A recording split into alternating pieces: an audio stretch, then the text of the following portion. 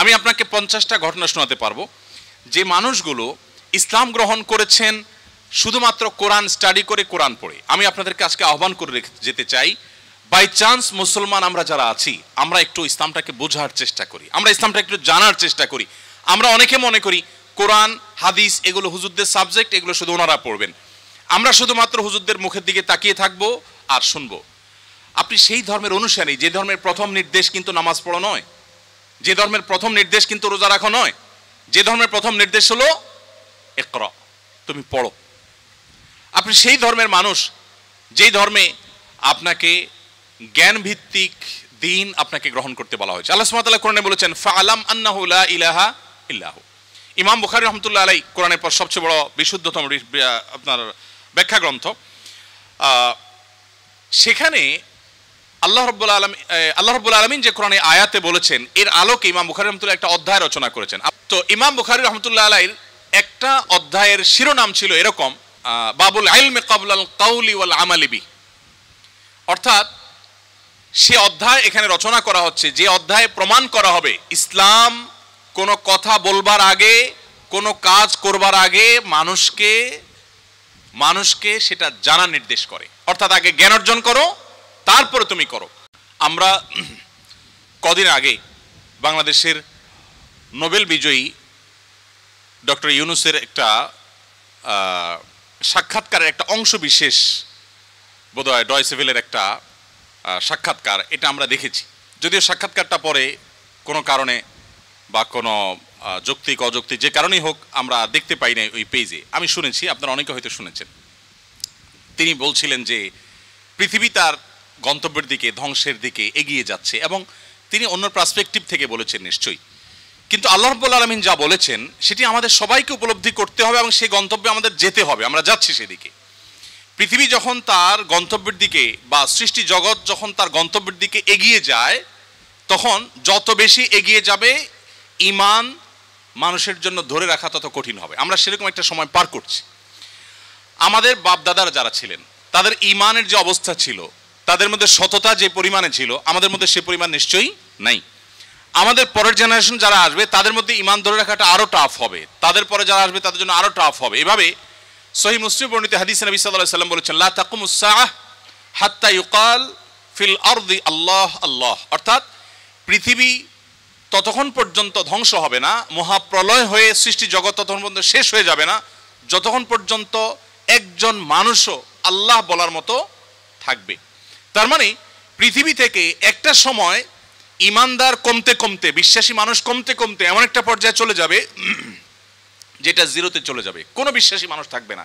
তখন এই পৃথিবী বা সৃষ্টি জগতের আর থাকার প্রয়োজন হবে না। আল্লাহ সুবহানাহু ওয়া তাআলা তখন এটাকে ধ্বংস করে পুনরুত্থান তিনি প্রতিষ্ঠা করবেন এবং বিচার দিবস তিনি প্রতিষ্ঠা করবেন।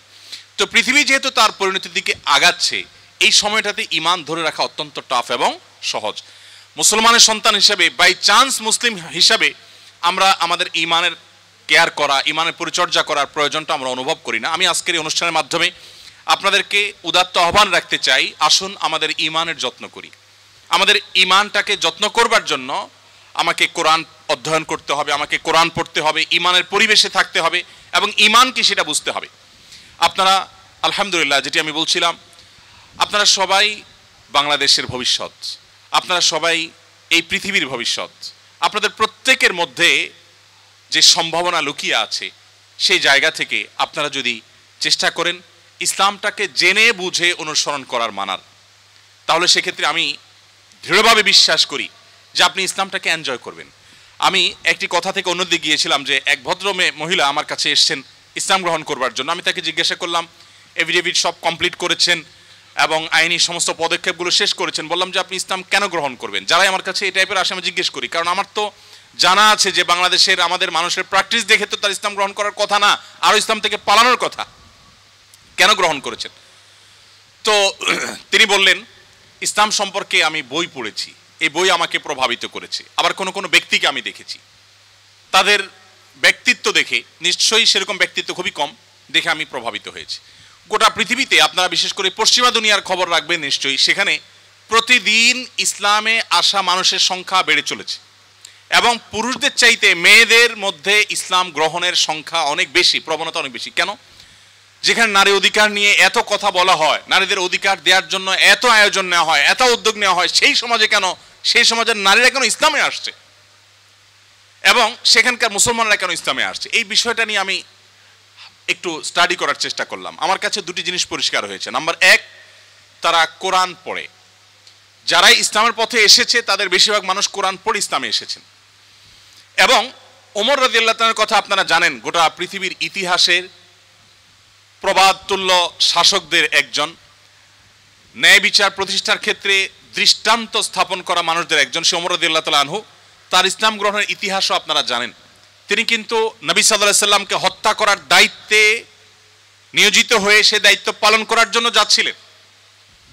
প্রতিমধ্যে তিনি তার বোন ভগ্নিপতির কণ্ঠের তেলাওয়াত শুনেছেন। এই ঘটনা বিভিন্নভাবে বর্ণিত হয়েছে, আপনারা জানেন। সেই তেলাওয়াত তাকে এতটা প্রভাবিত করেছে যে তিনি হত্যার পরিবর্তে বরং মুহাম্মদ সাল্লাল্লাহু আলাইহি সাল্লামের কাছে হাত দিয়ে তার হাতে ইসলাম গ্রহণ করেছেন। তার মানে কোরআন সামান্য একটু শোনার পর তার ভিতরে এরকম প্রভাব পড়েছে। আপনাদেরকে আরেকটা গল্প শোনাতে চাই। তোফাইল ইবনে আমর আদ-দুসি একজন বড় মাপের কবি ছিলেন ইয়েমেনের। শুধু বড় মাপের নয়, আমরা জাতীয় কবি বলে, তখনকার জাতীয় কবির কালচার ভাবে ছিল না, যদি থাকতো হয়তো তিনি ইয়েমেনের জাতীয় কবি থাকতেন তখনকার। তোফাইল ইবনে আমর আদ-দুসি, দুস ওনার গোত্রের নাম। উনি যেহেতু বড় সাহিত্যিক এবং কবি ছিলেন এবং সেই সময়ে কবি সাহিত্যিকদের অনেক কদর ছিল, বড় বড় রাজদরবারগুলোতে কবি সাহিত্যিকদেরই পদচারণা সবচেয়ে বেশি ছিল এবং সবচেয়ে বড় পুরস্কারগুলো তারাই জিততেন। প্রশংসা করে রাজাদেরকে বিভিন্ন কবিতা, বিভিন্ন পংক্তি, বিভিন্ন লেখা এগুলো উপহার দিলেই পুরস্কার পেতেন। তো তোফাইল ইবনে আমর আদ-দুসি যেহেতু সাহিত্যিক ছিলেন, ভিআইপি ছিলেন, তিনি মক্কা উমরা করতে এসেছেন।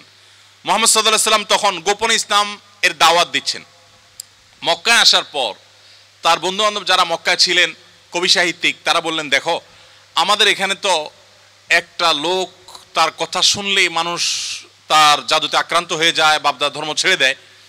তো তোমার ব্যাপারে আমরা আশঙ্কা করছি যে তুমি এরকম অবস্থার মধ্যে পড়তে পারো। তাহলে একটা বুদ্ধি হলো, তুমি কানের মধ্যে তুলো দিয়ে রাখো, দোনো কানের ফুটো এমনভাবে বন্ধ করে দাও যে তুমি ওমরা যখন করবা, তওয়াফ করবা, সাই করবা, এই টাইমে যাতে ওই ভদ্রলোকের কোনো কথা তোমার কানে না আসে, অ্যাটলিস্ট এই সময়টা তুমি এভাবে একটু পার করো। তিনি তাদের পরামর্শ অনুযায়ী দোনো কান বন্ধ করে ফেললেন এবং তিনি ওইভাবে কিন্তু ওমরার কাজ শেষ করলেন।